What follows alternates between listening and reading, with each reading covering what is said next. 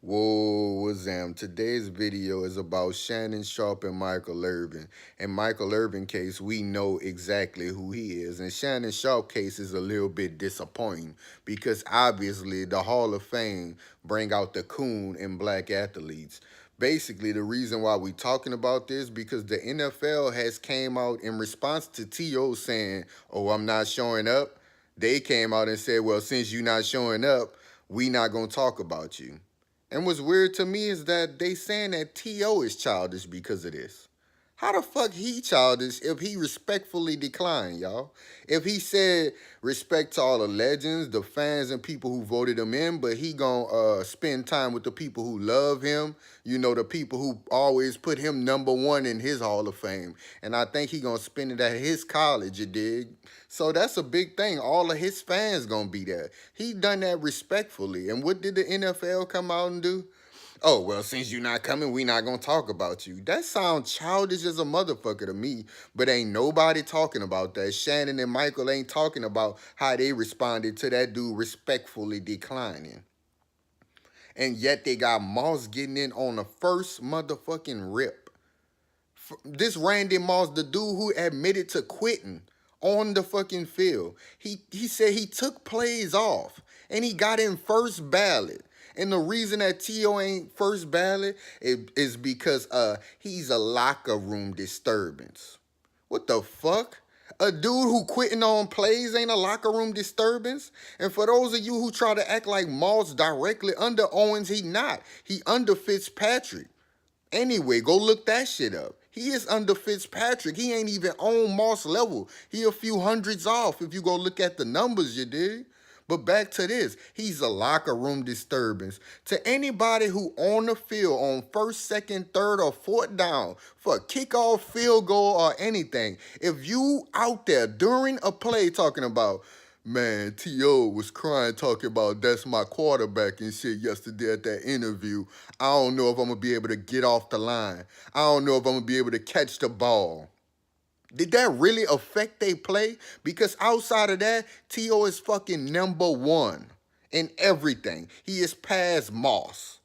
Moss is nowhere near him. And y'all know he ain't. That's just for them idiots who watched the explosive plays by Moss. Him doing his one route that he famous for and going deep and catching it, and that's it. T.O. fucking played while his hamstring and shit was fucked up in Super Bowls and everything.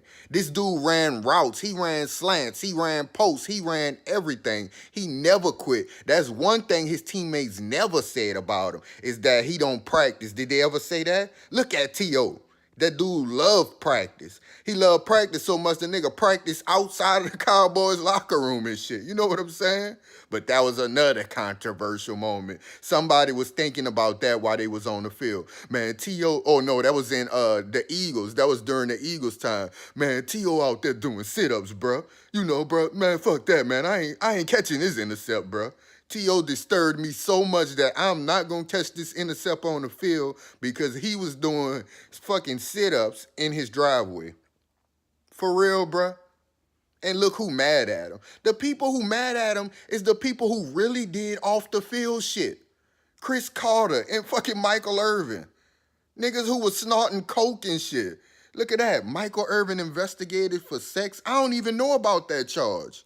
That go to tell you how much of a media darling he is. I don't even know about the rest of that story. Y'all look at the screen. Michael Irvin investigated for sex. I don't even remember that. But he talking about who a locker room disturbance though. And then look what he did. He gets on fucking TV and basically reading out all the personal texts that the nigga got from T.O. Look how he text T.O. first of all. The first thing he said, do you want to clarify you not showing up? T.O. said basically, and y'all, I'm going to paraphrase the whole shit. T.O. basically said, why the fuck I got to clarify? He said, why do I have to clarify anything?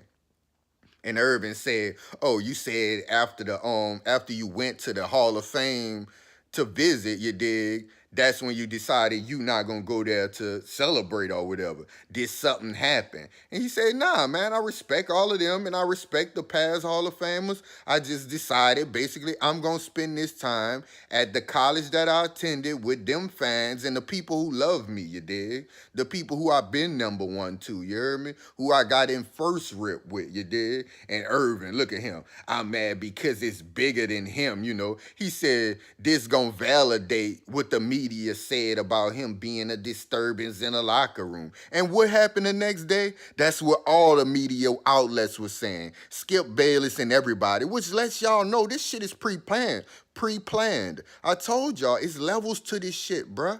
This shit is pre-planned. Right after he said that, Skip Bayless saying the same thing. This provides merit that he was a locker room disturbance because he said, I ain't going to y'all shit. Because now he disturbing y'all. Because y'all only letting him in because you letting Moss in and you can't let Moss in without T.O. Plus you're tired of him every Hall of Fame, everybody talking about the ghost of T.O. That's why y'all letting him in. And he said, no, fuck y'all. I ain't gonna take y'all little sympathy let in, motherfucker. I should have been number one. I should have been in first rip. That's how that man feel. But we know y'all gonna let in fucking chicken strap head Jerry Rice, stupid ass boy. The extra pictures I saw, this phone ass nigga, bruh. He need to just go jump in the motherfucking lake. He a lock, but T.O. is a locker room disturbance, huh? And talking about what else Irvin said that is gonna disturb other people who trying to get in. No, they gonna get in just fine if they coon like you. If they murder somebody, snort coke or anything, they gonna get in. All they gotta do is be like you know, get in the media afterward, talk about niggas who standing up and kneeling and tripping and shit like that, and they'll get in just like you and Ray Lewis and the rest. Because guess what? Jordan on record beat the shit out of niggas in the locker room and shit, fighting niggas. All kind of fights happen in the NFL in the locker room, and them dudes go to the motherfucking Hall of Fame still.